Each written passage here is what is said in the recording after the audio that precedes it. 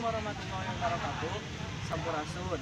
Saya Riki Maulana Nugraha dari SMA Negeri 1 Pasawahan, kelas 12 IPS 3, akan menceritakan tentang sejarah Masjid Agung Bayi Yusuf Purwakarta.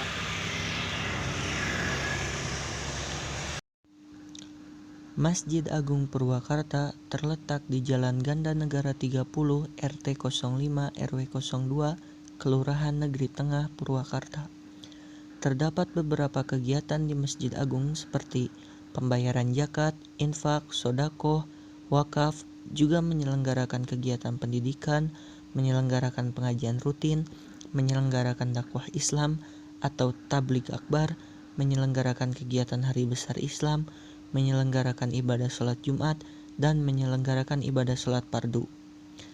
Masjid Agung Purwakarta dibangun oleh penduduk Sindang Kasih, dipimpin oleh Kepala Penghulu dan di bawah pengawasan Bupati Raden Arya Surawinata. Pada waktu itu yang menjadi Kepala Penghulu Kabupaten Karawang adalah Raden Haji Yusuf atau sering dikenal dengan Baing Yusuf. Dalam kedudukan itu, Baing Yusuf juga berperan sebagai pengelola Masjid Agung Purwakarta. Pada tahap awal, kondisi bangunan masjid masih sangat sederhana, sama dengan kondisi bangunan pendopo, yaitu belum berupa bangunan permanen. Atap masjid berbentuk atap tumpang, ciri khas masjid tradisional.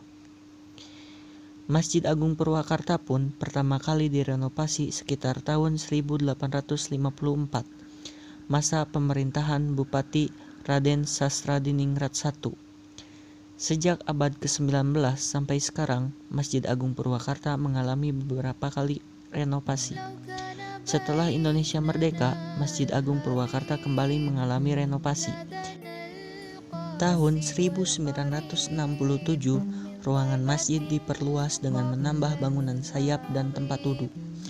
Kurang lebih 12 tahun kemudian, masjid itu direnovasi secara besar-besaran, tetapi tetap mempertahankan bentuk asli dan nilai artistiknya. Pelaksanaan dilakukan oleh Dinas Pekerjaan Umum Kabupaten Purwakarta, diketuai oleh Hajah Mami Satibi Darwis, istri Dr. Andes Satibi Darwis. Setelah selesai direnovasi, Masjid Agung diresmikan oleh Menteri Agama RI, Letjen Haji Alamsah Ratu Perwira Negara tahun 1980. Pada masa penjajahan Belanda dan pendudukan Jepang, Masjid Agung adalah satu-satunya bangunan fasilitas kota yang tidak diganggu atau diduduki oleh pihak penjajah. Hal itu terjadi karena penjajah khawatir akan timbulnya gerakan Islam yang kuat dan besar menentang penjajah apabila mereka mengganggu fungsi masjid. Kelanggengan fungsi Masjid Agung Purwakarta dari zaman ke zaman menambah nilai dan makna masjid dalam perjalanan sejarah kota Purwakarta. Hal itu menunjukkan gambaran perkembangan syiar Islam di Purwakarta dari zaman ke zaman. Meskipun bangunan masjid berkali-kali direnovasi, bahkan akhirnya dipugar, tetapi masjid itu tetap bernilai sejarah, walaupun tidak setinggi nilai sejarah pendopo.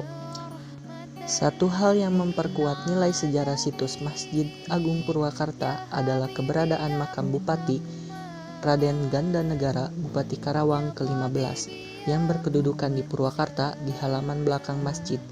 Hal yang disebut terakhir merupakan alasan kuat untuk tidak memindahkan lokasi masjid, karena memang seperti telah disebutkan, Masjid Agung adalah salah satu komponen utama kota.